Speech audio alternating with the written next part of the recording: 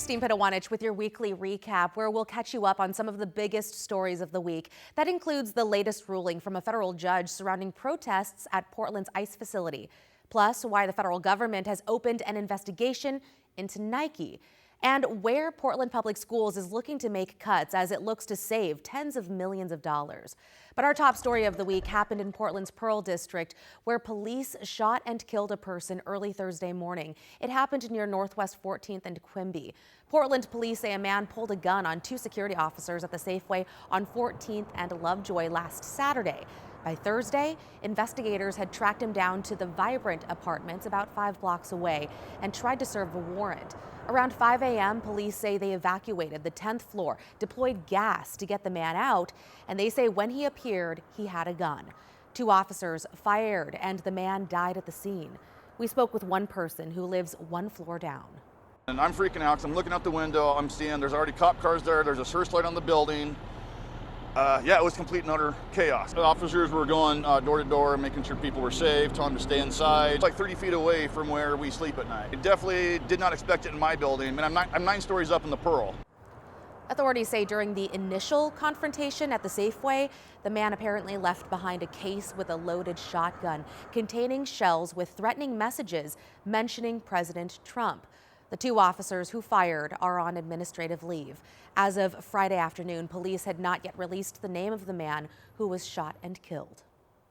A federal judge has temporarily banned federal officers at Portland's ICE facility from using things like tear gas and pepper balls against protesters. This comes 4 days after federal agents used tear gas outside the facility at a protest that also included children. Those restrictions were handed down Tuesday. Their use is banned, that is, unless the person targeted poses an imminent threat of physical harm to officers or others. We spoke with a protester who was at the ICE facility last weekend.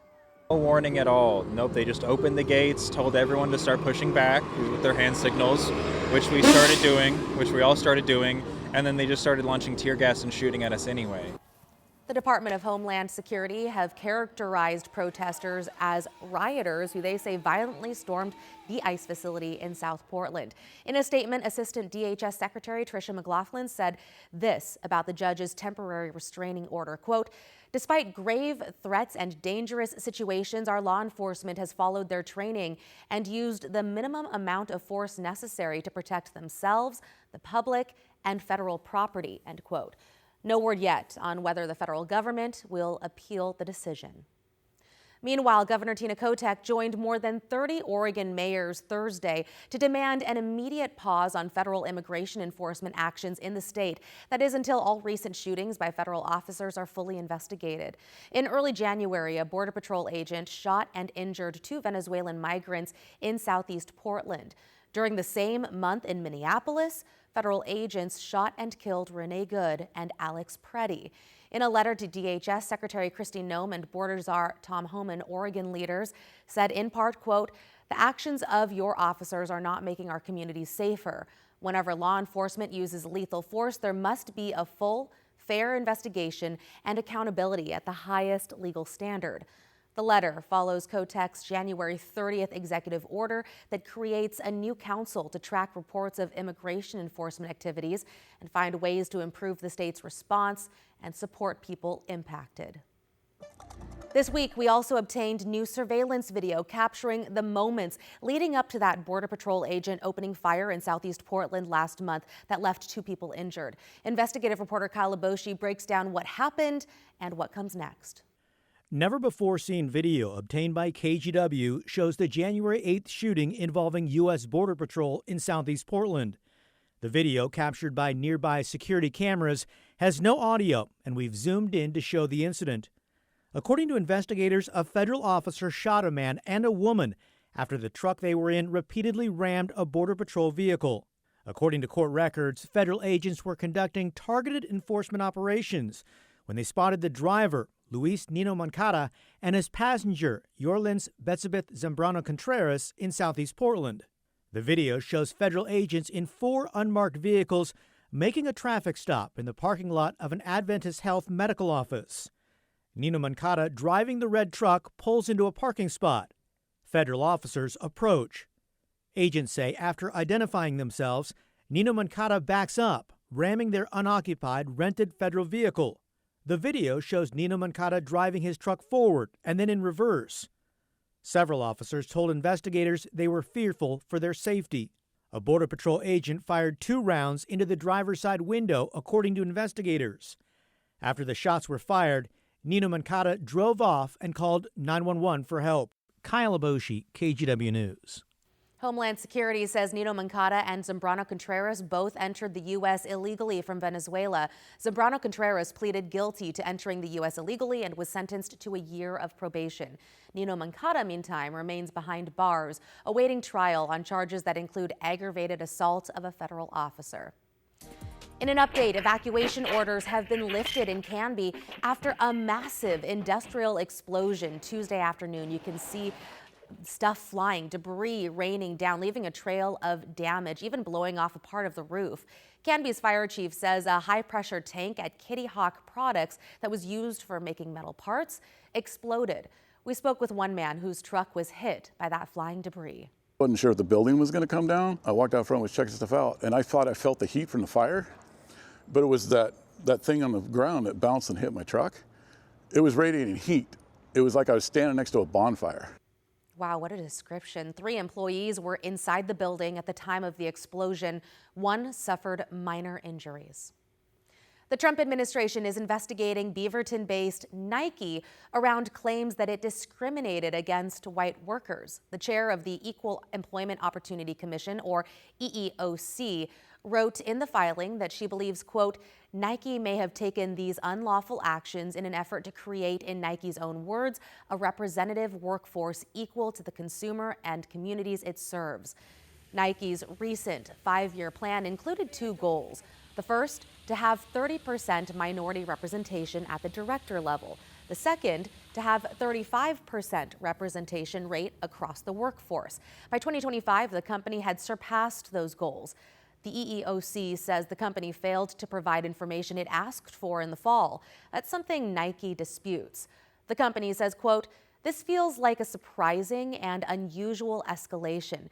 We have had extensive good faith participation in an EEOC inquiry into our personnel practices, programs, and decisions, and have had ongoing efforts to provide information and engage constructively with the agency, end quote. The allegations of preferential treatment were not made by the company's employees. Nike has been sued for racial discrimination in the past. Those suits were raised by people of color.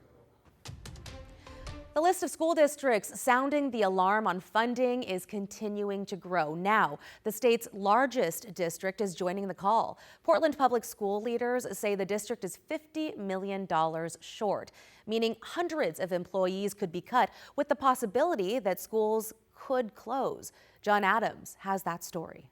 Please don't balance the budget on the backs of our children. In a plea to state lawmakers on Wednesday, Portland Public School leaders laid out what they call a dire situation, which could lead to the loss of hundreds of employees in the next fiscal year. For the 3rd year in a row, the district faces a massive budget deficit. This year's gap, $50 million.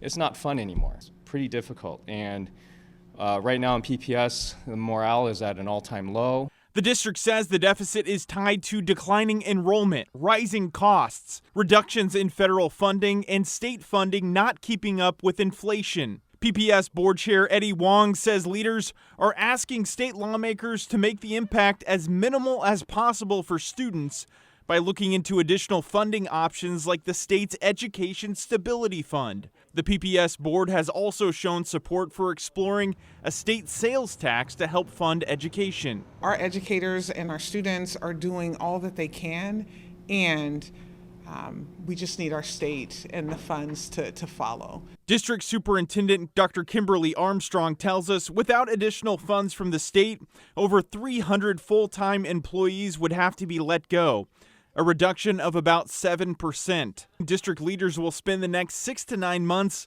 looking into possible school closures and ways to pool resources in an effort to deliver more value with less. Have faith that we're going to do everything we can to make sure that our students receive a quality education. John Adams, KGW News. Meantime, Oregon's second largest school district, Salem-Keizer, is once again looking at budget cuts. That's to make up for a $23 million gap that it says is due to declining enrollment. There are about 1,000 fewer students enrolled this year. The district says that's because birth rates in Oregon have continued to fall. As you may know, student enrollment numbers are tied to funding. To meet the declining student population, the district is looking at eliminating 129 positions. 60 of those would be licensed staff, with another 60 being classified and the final 9 coming from the district office. We are doing everything we can to use vacancies to absorb these 60 licensed and 60 classified reductions.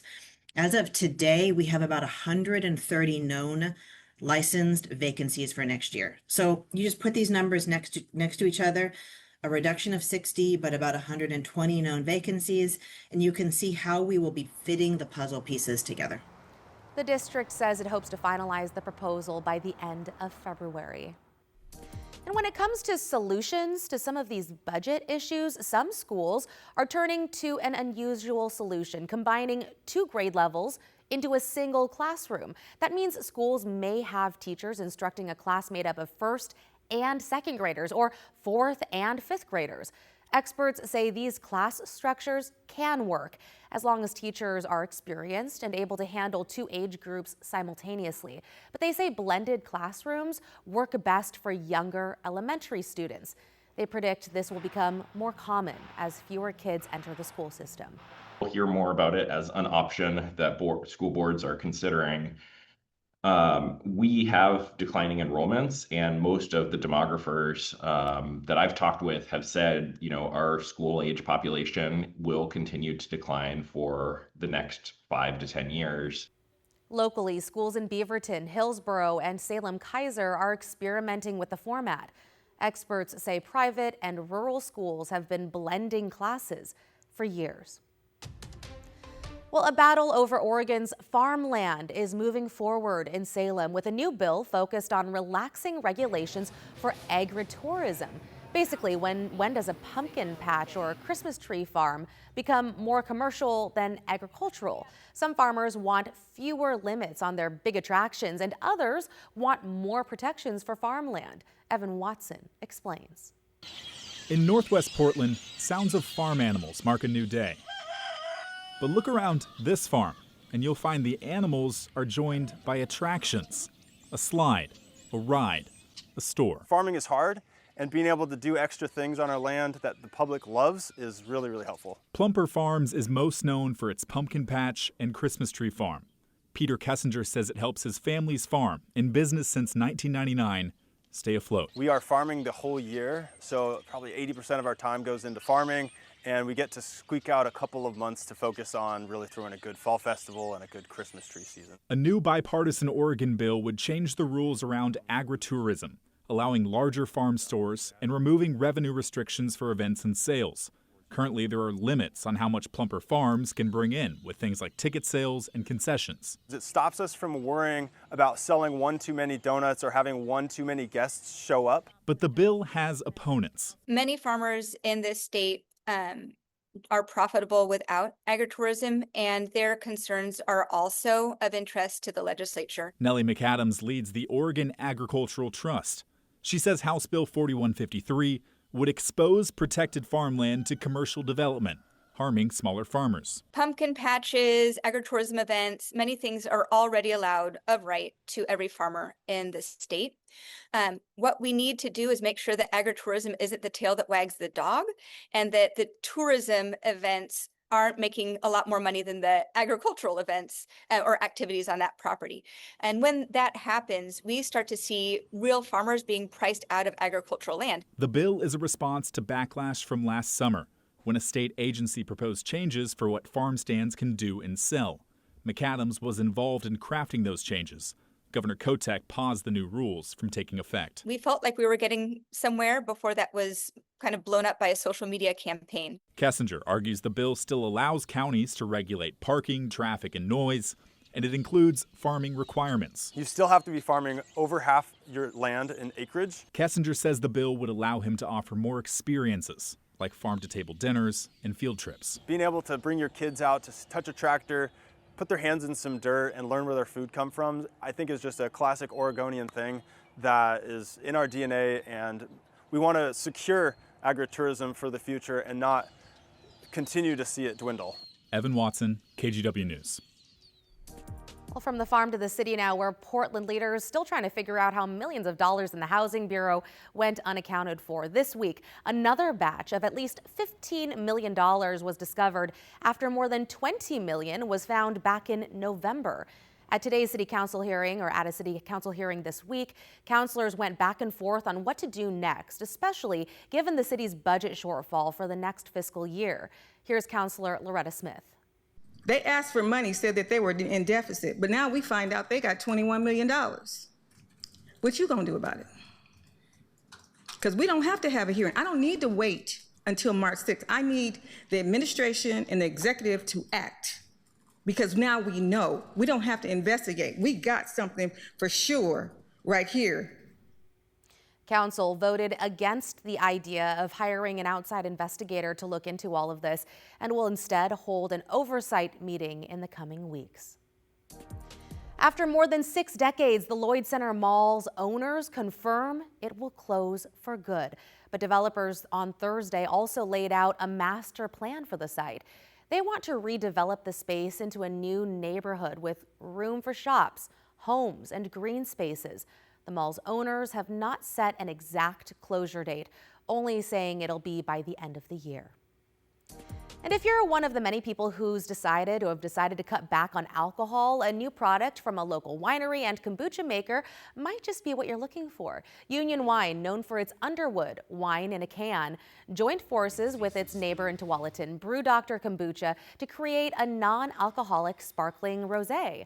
Brew Doctor has special vacuum equipment that's able to eliminate alcohol from wine or kombucha without ruining the qualities that customers want. They say these massive columns of steel lower the boiling point during distillation to make drinks pop.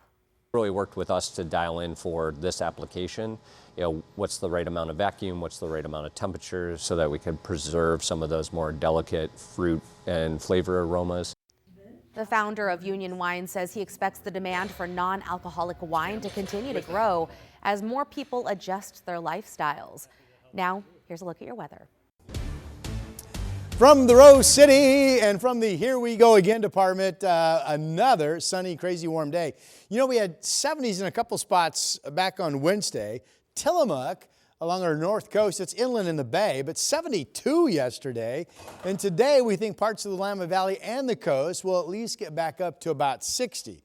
Now, this is it. You can see the weather system's offshore, and just like that, a rainy weekend is all set to go. In fact, Futurecast, here's tomorrow morning at 7 a.m. This has actually sped up the timeline a little bit. So maybe it is raining right from the get-go when you awake Saturday morning. If not, it will be developing.